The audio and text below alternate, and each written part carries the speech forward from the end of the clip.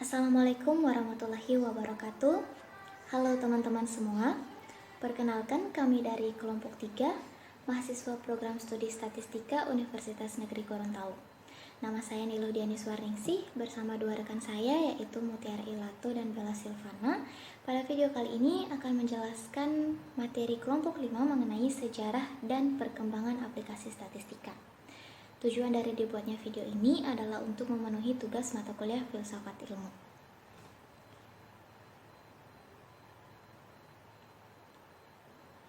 Sejarah dan perkembangan aplikasi statistika. Pada abad 20, statistika berkembang menjadi ilmu yang matang.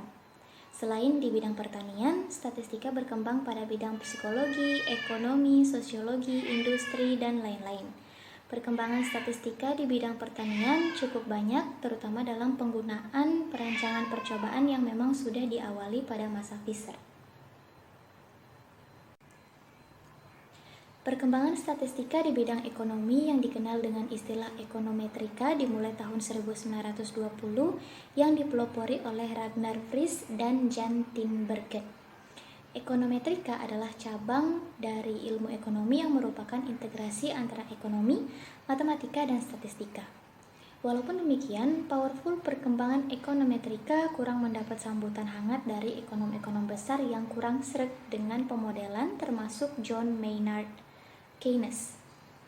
Keynes memandang skeptis terhadap buku Tinbergen yang berjudul Statistical Testing for Business Cycle Theory. Baru di tahun 1940 dan awal 1950, ekonometrika mulai berkembang lagi yang dipelopori oleh Chernow, Havelmo, Kopmas, Rubin, dan Simon yang bekerja pada Cowles Commission for Research in Economics.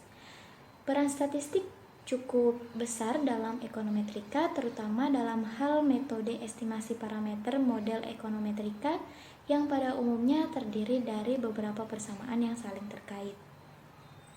Untuk mengestimasi parameter sistem persamaan simultan, Henry Theil tahun 1956 menemukan suatu metode yaitu 2SLS atau two-stage least squares. Kemudian pada tahun 1962, Zellner menemukan suatu metode SUR atau Seemingly Unrelated Regression untuk mengestimasi parameter model sistem persamaan regresi. Selanjutnya, Theil bersama Zellner menemukan metode 3SLS, Three Stage Least Squares, untuk mengestimasi sistem persamaan simultan yang pada prinsipnya merupakan integrasi antara metode 2SLS dengan metode SUR.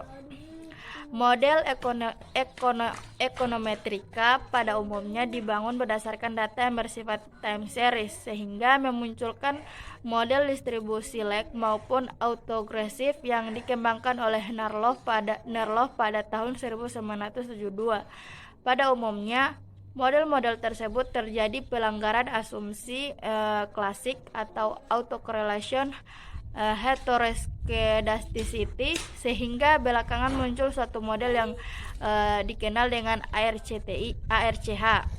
Di bidang peternakan, industri peternakan di USA berterima kasih kepada Capperson karena melalui teori normal, kemajuan genetik pada produksi susu meningkat 40% pada tahun 1950-an.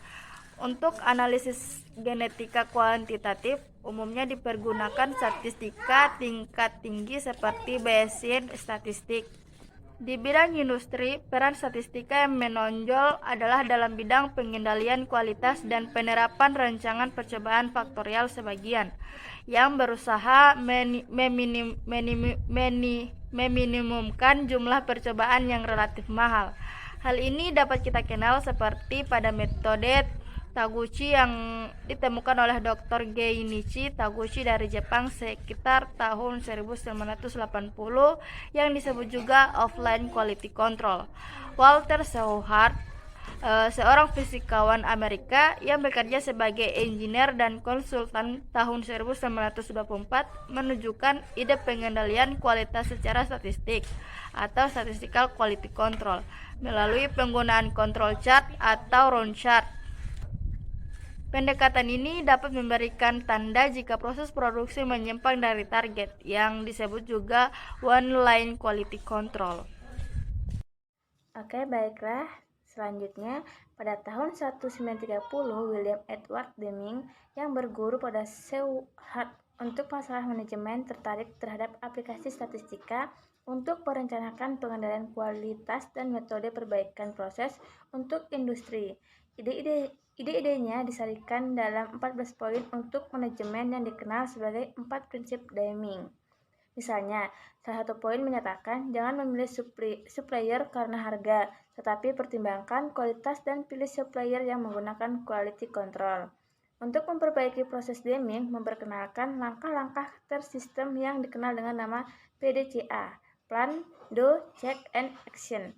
Karena metode dan idenya ini, pada tahun 1950, para pimpinan bisnis dan industri yang tergabung ke dalam JUSE di Jepang mengundang Deming untuk mengajarkan metode baru tersebut.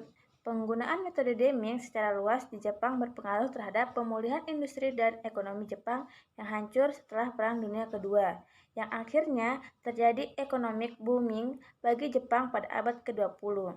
Meskipun ide-ide Deming sukses di Jepang, namun secara luas diabaikan di Amerika. Metode Deming baru diterapkan pada awal 1980 ketika perusahaan-perusahaan di Amerika merasa perlu meningkatkan efektivitas agar dapat bersaing dengan pasar asing. Dengan berkembangnya pengguna statistika di bidang industri yang menunjukkan manfaatnya, maka timbul ilmu baru yang merupakan gabungan statistika dan manajemen yang dikenal dengan metode Six Sigma, yang menggunakan produk dengan konsep zero defect.